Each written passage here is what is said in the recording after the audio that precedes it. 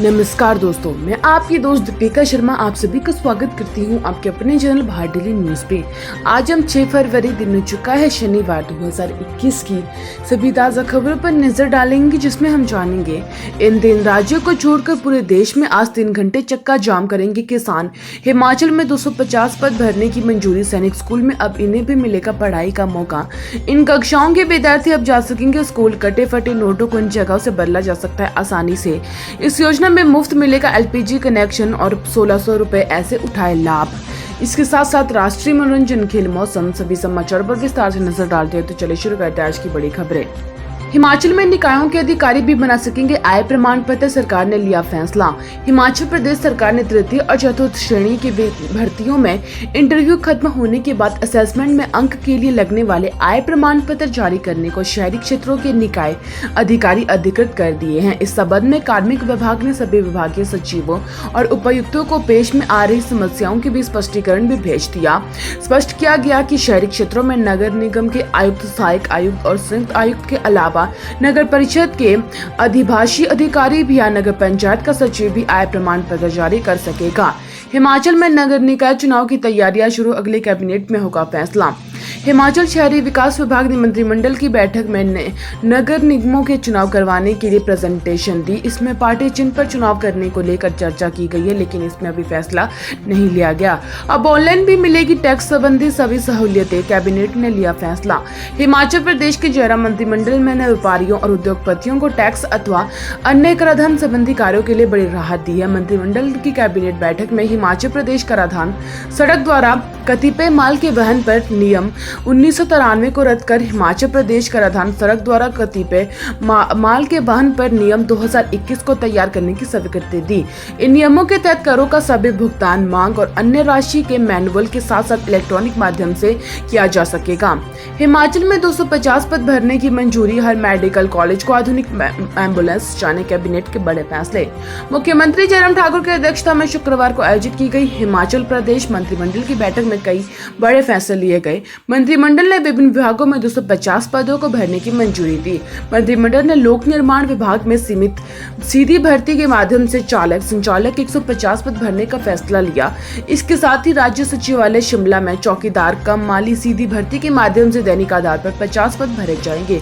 वहीं आउटसोर्स आधार पर सफाई कर्मियों के 28 पद भरे जाएंगे। मंत्रिमंडल ने स्वास्थ्य एवं परिवार कल्याण मंत्रालय विभाग ने करुणामूलक आधार पर 10 लिपिक और 4 चतुर्थ श्रेणी कार्मिकों की नियुक्ति करने का फैसला लिया। इसके अलावा सूचना जनसंपर्क विभागों ने चालकों के 5 पदों को भरने की मंजूरी दी। 26 फरवरी से 20 मार्च तक होगा बजट सत्र, 6 मार्च को सीएम पेश करेंगे बजट। हिमाचल प्रदेश की 13वीं विधानसभा का चौथा बजट सत्र 26 फरवरी को शुरू होगा। शुक्रवार को राज्य सचिवालय की मुख्यमंत्री जयराम ठाकुर की अध्यक्षता में हुई कैबिनेट बैठक में यह निर्णय लिया। मुख्यमंत्री जयराम ठाकुर अपनी सरकार का चौथा बजट 6 मार्च को विधानसभा में पेश करेंगे। 20 मार्च तक चलने वाले सत्र में कुल 17 बैठकें होंगी। हिमाचल में 8 मार्च से होगी 10वीं 12वीं की प्री बोर्ड परीक्षाएं, डेटशीट जारी। सैनिक स्कूल में अब छात्राओं को भी मिलेगा पढ़ाई का मौका। जी हां, सुजानपुर सैनिक स्कूल में पहली बार छात्राओं को भी दाखिला मिलेगा। स्कूल प्रशासन ने इसके लिए तैयारियां शुरू कर दी। अभी तक स्कूल में केवल छात्रों को ही प्रवेश दिया जा रहा है। रक्षा मंत्रालय के नए निर्देशों के बाद छात्राओं को भी सैनिक स्कूलों में पढ़ सकती है। 6ठी 7वीं कक्षा के लिए भी खुलेंगे स्कूल, नहीं बनाया जाएगा मिड डे मील।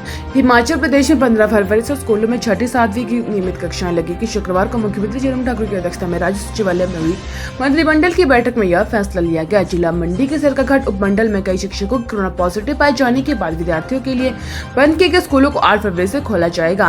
पहली से 4वीं कक्षा के बच्चों के लिए फिलहाल स्कूल नहीं खोलने का फैसला लिया। इन कक्षाओं के विद्यार्थियों की पहले की तरह ही ऑनलाइन कक्षाएं पढ़ाई शुरू होगी। अन्य कक्षाओं के विद्यार्थी के लिए हाजिरी की अनिवार्यता नहीं रहेगी। इनकी ऑनलाइन पढ़ाई जारी रहेगी।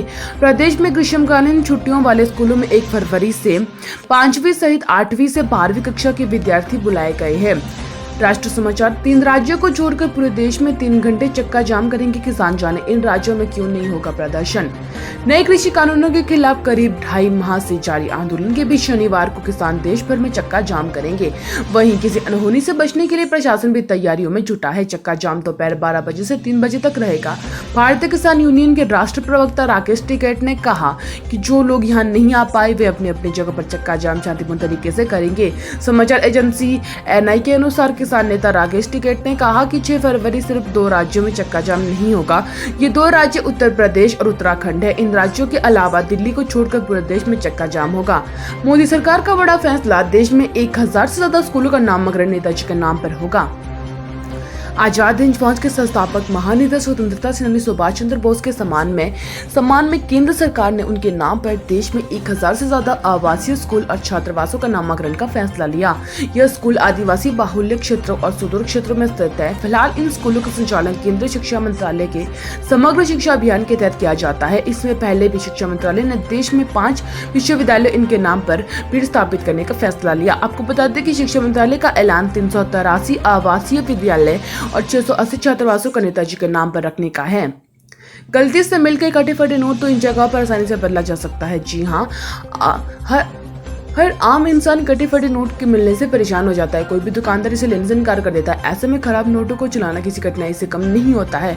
लोग टेंशन में लेते हैं कि नोटों का क्या करें, किसी भी तरह से इनका चल जाए तो इनमें दर्द नहीं सताता।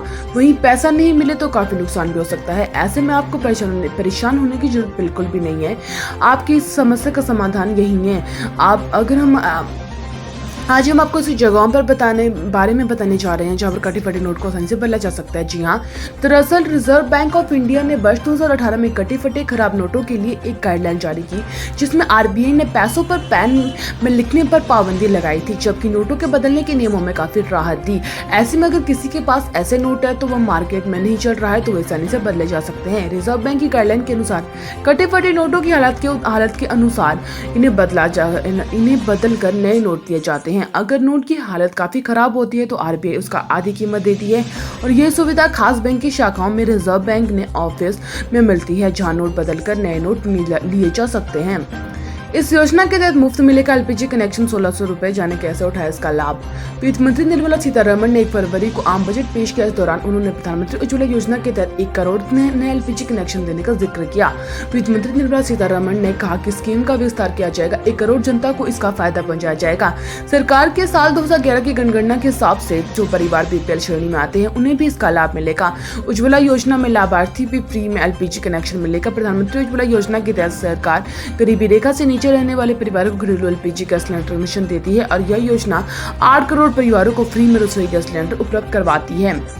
India versus England Chennai test का पहला दिन। रूट कैरियर के 98, 99 और 100वें टेस्ट के शतक लगाने वाले दुनिया के पहले खिलाड़ी बने। तो यही थे आज की डेली अपडेट। उम्मीद है आपको वीडियो अच्छी लगेगी। मेरे चैनल को लाइक, शेयर और सब्सक्राइब जरूर कर लीजिएगा। वीडियो देखने से धन्यवाद। कल लोगी आपसे फिर मुलाकात, तब तक धन्यवाद।